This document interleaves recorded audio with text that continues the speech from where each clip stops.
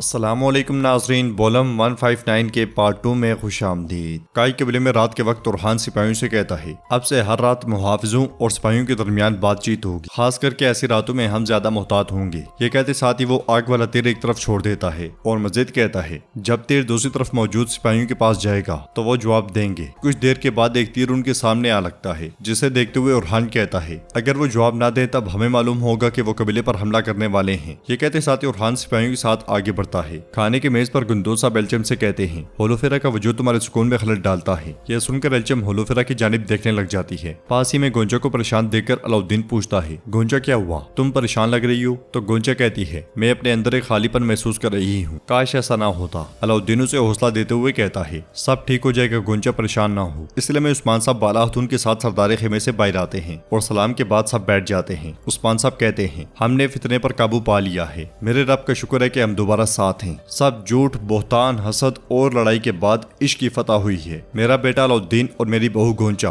आप अपने असलाफ के रास्ते पर चले, आप हमारे रस्म रवाज के वफादार रहे, अपनी मोहब्बत के लिए आप दोनों मजबूत खड़े रहे, मैं आपसे खुश हूँ। वो दोनों उस्मान साहब का शुक्रिया अदा करते हैं। उस्मान साहब मजीद कहते हैं, हम इंशाअल्लाह जल्दी बेगुनाही साबित करेंगे और उसके बाद हम एक शानदार तकरीब करेंगे। आपका खानदान, आपके माँ बाप इस सूरत हाल को समझेंगे और आपका साथ देंगे। गोंचा, नरम दिल वाले मुश्किल रास्ते पार नहीं कर सकते। होलोफेरा, तुमने अपनी जान को खतरे में डाला, तुमने मेरे लिए और मेरे बच्चों के लिए पूरी कोशिश की, अब से तुम भी मेरी बेटी हो। यह सुनकर उरहान भी बहुत खुश होता है और होलोफेरा उस्मान साहब का शुक्रिया अदा करती है। इसके साथ ही वो सब खाना खाने लग जाते हैं, मगर एल्चम की नजरें मुसलसल होलोफेरा पर होती हैं। उधर हम देखते हैं कि खेमे में गाजी ने उस्मान साहब के बेस में खुद को डाला होता है। गाजी के दोस्त भी सिपाही बेसंगुर और जेरकुताई बने होते हैं। गाजी नकली जेरकुताई से कहता है, खेल को अच्छी तरह समझो, तुम जेरकुताई साहब मत भूलना। वो सीने पर बाएं जानी बात रखता है तो गाजी कहता है, नहीं ये गलत है, जेरकुताई का दिल यहाँ है, अब तुम हाथ यहाँ रखोगे। इसलिए में जेरकुताई खेमे में दाखिल होता है और सीने पर हाथ रखते हुए गाजी से कहता है, मेरे हुजूर देखे, मैं आपके लिए चिकनाई लाया हूँ, आप इसे अपनी दाढ़ी पर लगाएं, ये आपकी दाढ़ी को खूबसूरत बनाएगी। तो गाजी कहता है, बाबा क्या आपका दिमाग काम नहीं करता, ये बकरी के बाल हैं, असली दाढ़ी नहीं है। जेरकुताई सीने पे हाथ रखते हुए कहता है, शुक्रिया हुजूर, मुझे ये मालूम नहीं था। गाजी, अब मेरी बात सुनो, मुझे इस बात पर शर्मिंदा ना करवाना कि मैंने तुम्हारी बात मानी, तुम कुछ भी कह सकते हो, लेकिन उस्मान साहब के साथ एहतराम से बात करना। मगर गाजी उस्मान साहब बनते हुए कहता है, मेरे मामलात में मुदाखलत ना करें, मेरे रास्ते में रुकावट ना बने, मैं आजाद हूँ, मैं जो चाहूंगा कहूंगा। जेरकुताई उसे समझाने लगता है तो गाजी एकदम से हाथ उठाते हुए कहता है, नहीं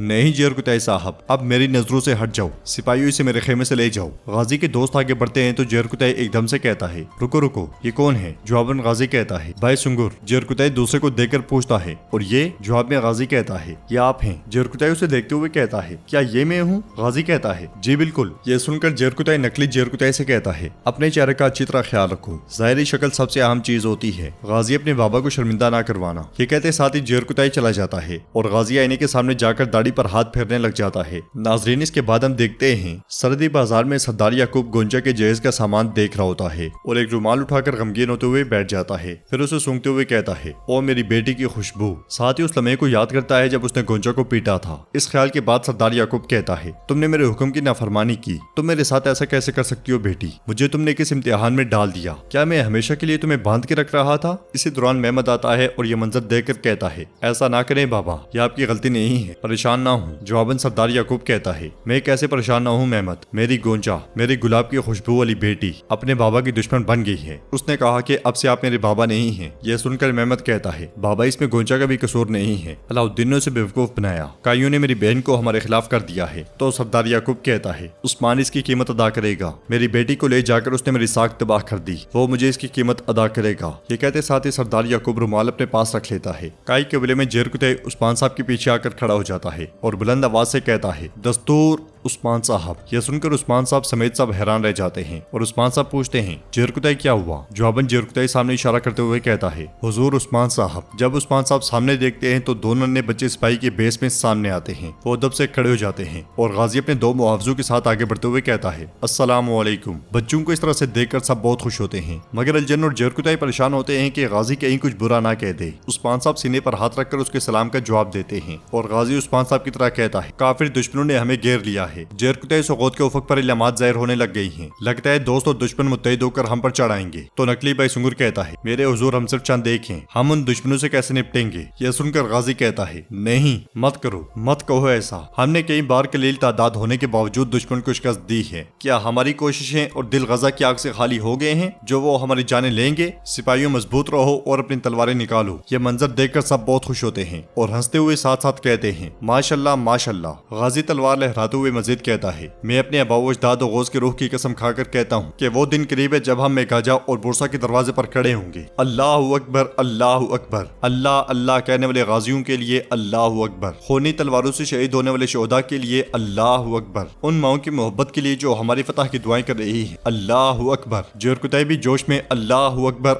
अकबर कहने लग जाता है। सब लोग इस मंजर को देखकर बहुत हंसते हैं और साथ अल्लाह अकबर कहते हैं। उस्मान साहब गाजी से कहते हैं, आए माशाल्लाह उस्मान साहब। फिर उसे करीब आने का इशारा करते हैं तो गाजी कहता है, आ जाए करीब आ जाए। ये देखते साथ ही जेरकुतई एकदम से खड़ा हो जाता है। अलजन भी परेशान हो जाती है, मगर उस्मान साहब हंसते हुए कहते हैं, उस्मान साहब इधर आए। गाजी भागता हुआ जाता है और उनके हाथ का बोसा लेता है। उस्मान साहब, आपने बकरी के बालों से दाढ़ी बनाई, आपका चेहरा कहाँ है, नजर नहीं आ रहा। फिर उसके हाथ पर अंगूठी देखते हुए कहते हैं, माशाल्लाह माशाल्लाह अंगूठी तो देखो। गाजी पूछता है, आप नाराज तो नहीं हो गए उस्मान साहब। जवाब में उस्मान साहब कहते हैं, नहीं मैं क्यों होऊंगा, हम भी तुम्हारी तरह के बच्चे ही थे। हमारे अबाओ अजदाद ने भी हमें गजा की आग से बड़ा किया है। देखो अब हमारे चिन्नार का दरख्त फैल गया है, इंशाल्लाह हम मजीद मजबूत होंगे। फिर उस्मान साहब अलाउद्दीन और उरहान से कहते हैं, गाजी की तरह मुझे तुमसे पोते पोतियां चाहिए जिनके दिलों में गजा की आग हो। तो अलाउद्दीन कहता है, हुजूर इंशाल्लाह। मगर उरहान कुछ नहीं बोलता और बाला खातून कहती है, जरूर होंगे उस्मान साहब, जरूर होंगे। हमारा चिन्नार का दरख्त मजीद मजबूत होगा, हमारा सिलसिला जारी रहेगा। फिर उस्मान साहब गाजी से कहते हैं, चले उस्मान साहब अपने सिपाहियों के पास जाएं, वो सब आपका इंतजार कर रहे हैं। सब खाने के मुंतजर खाएं। यह सुनते साथ ही गाजी अपने दोस्तों के साथ चला जाता है और उस्मान साहब उठकर अपने बेटों और गुंदूज साहब के साथ खेमे में जाते हैं। फिर कहते हैं, गुंदूज साहब कल से आराम खत्म, अलाउद्दीन के साथ मेगाजा की फतह के लिए तैयारियों की जगह पे जाएंगे। उरहान तुम मेहमत और उलजाई लुमड़ के पास होगे। यूनुस एमरे की तहकीकात की बारीक बेनी से पैरवी करोगे। अलाउद्दीन तुम ज्यादा होशियार और मोहतात रहोगे। हम तुम पर लगा हुआ बोहतान अभी तक नहीं मिटा सके। गोंजा की आमद मेहमद और याकूब को पागल कर देगी, वो किसी भी वक्त हरकत कर सकते हैं। तो अलाउद्दीन कहता है, फिक्र ना करें हुजूर, हम कातिल को जल्द अज जल्द ढूंढ लेंगे और इंशाल्लाह अपने ऊपर से बोहतान को मिटा देंगे। इस पर उस्मान साहब कहते हैं, अगर हम ऐसा ना कर पाए तो भाइयों का खून बहेगा।